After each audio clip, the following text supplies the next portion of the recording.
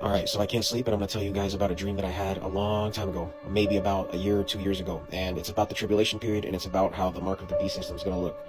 Basically, what happened was I was inside of an armored vehicle surrounded by a bunch of other police officers. We were outside in a wasteland, and it looked like a nuke had just hit. I mean, there was sand blowing everywhere. There wasn't an ecosystem. You could tell there was probably still radiation in the air somewhere.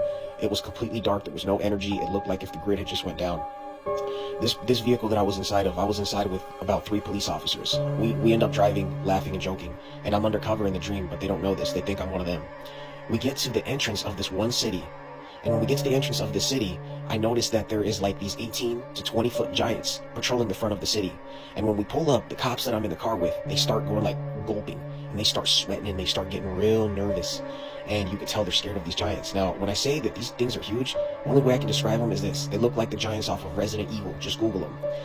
They had giant firearms that were custom made for their size. They had giant police clothing. They had giant radios, but they ran that town. They could easily squish one of them. They could easily snap our necks with 2 fingers. That's how strong and that's how big these guys were.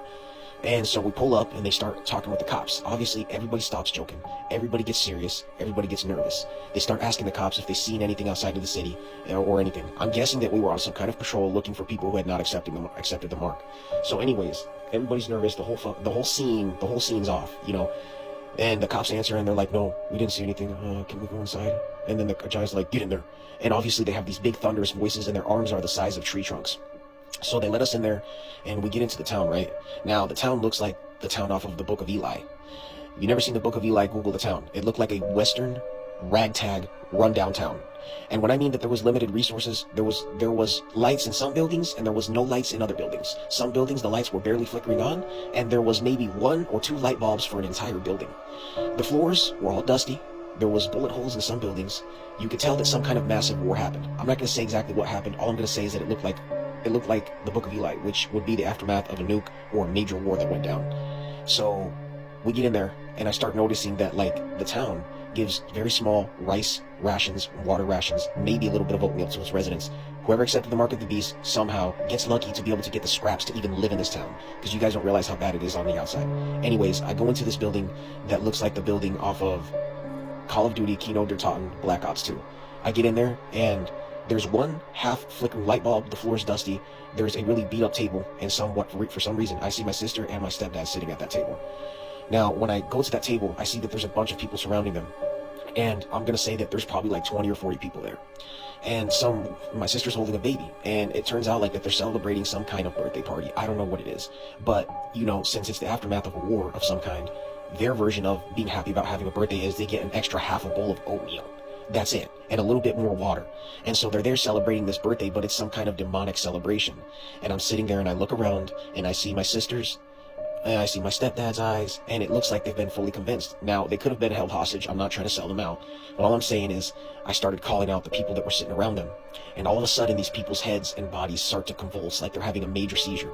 If you've ever seen the movie Terminator, where they killed that one liquid Terminator, and at the end, all the souls and the people's that he killed like screams and reaches out, and it's like a demonic scene, and that's what was happening. You could see multiple arms, you could see multiple heads peeking out of these people as they had these super fast seizures that was making it so fast that they were becoming blurry. They were vibrating so fast they were blurry, and they got angry, and they started to rush me. So I had a stick on me, obviously, because I was a police officer undercover. I pulled that out, and I started dumping mag after mag after mag into these guys. And I ran out, and it just would not end. Somehow, I survived. I get transported into some kind of police station. Now, obviously, it's a ragtag, beat-up police station with makeshift cubbies there, where there's like these walls that have metal with fabric on them that separate, you know, one from another. There's broken windows, there's broken glass. It's a junk crap building, because these buildings are whatever happened to stand when this hit off. Somehow this town hit off. Anyways, I get in there, and I start realizing that this whole system, these police officers that I'm in this police station with, are here to monitor and ensure that all the citizens are behaving, not worshiping God, and, you know, doing the deal that they made with the devil or whatever to maintain the little bit of oatmeal and the little bit of life that they get to have. And that anybody outside of the walls gets to live in the harsh would you call it, the wild of the aftermath of this happened. So I don't know what was going outside of those walls because I wasn't able to see, but I do know that it was a complete wasteland like Fallout. But anyways, I get in this police station, there's a couple light bulbs flickering, glass on the floor, crappy cubby separating offices, and somehow there's a cop in there who knows that I'm undercover, but he hasn't sold me out, and he tells me that I can't help you or else I'll blow my cover, but they're coming to get you. So what ends up happening is that horde of demons that were convulsing in those crazy seizures, they end up coming after me, and they rush the building. And when I mean they rush, like they were plowing through doors, plowing through walls. They were destroying the police station to get me because they found out that I had infiltrated them and figured out how this whole system that they're running in there works. Like I said, they're dirt poor still.